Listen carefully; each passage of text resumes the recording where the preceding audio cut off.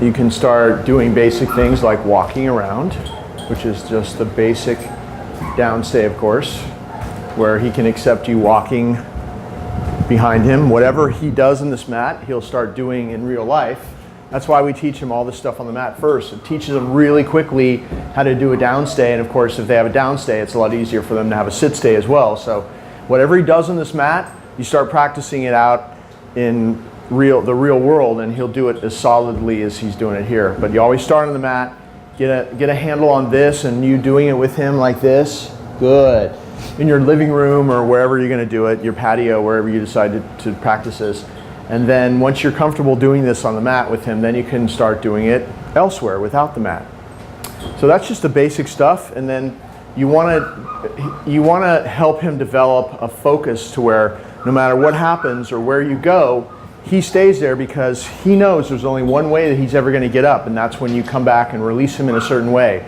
No matter what else happens, no matter where you go, what noises occur, he stays there because he only leaves that mat one way.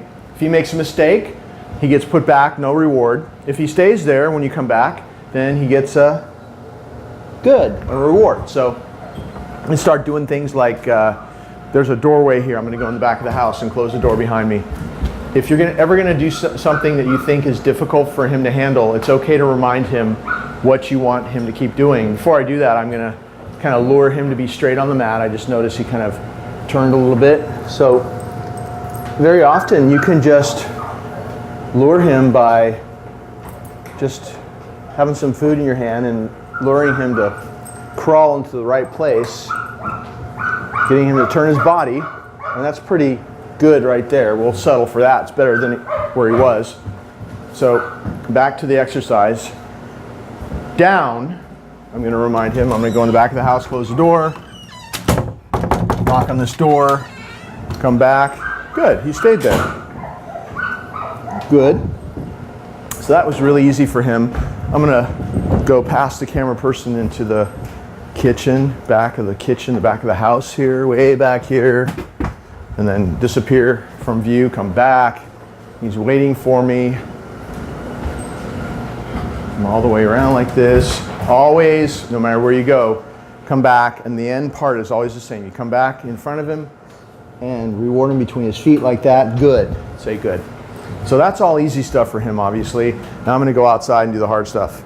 Down. Go outside. Knock on the door. Bang on the windows.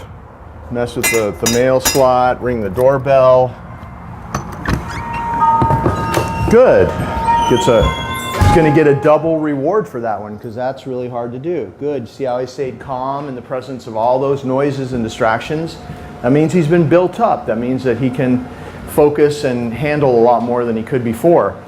And there's all kinds of things you can do in your house. It's probably bigger than this place, so you can go farther away into different rooms, go outside, come back, go upstairs, come back, make noises, come back. So you can make a dog super solid, super calm by just doing this exercise in your house and all the little distractions that you can think of there. But if you're trying something that he keeps making a mistake on and he keeps popping up, that's too hard for him. So don't do that for a while. Do something easier. Good. Have some successes and then work your way back up to whatever that was that he had difficulty handling. So to take him off the mat, you're going to pick up the leash. Stand next to him. This is the only way he ever leaves this downstay. Therefore, out in public, he's going to be waiting for you to come walk next to him as well. You pat your leg and say, okay. And then in this case, I'm actually going to take him back outside.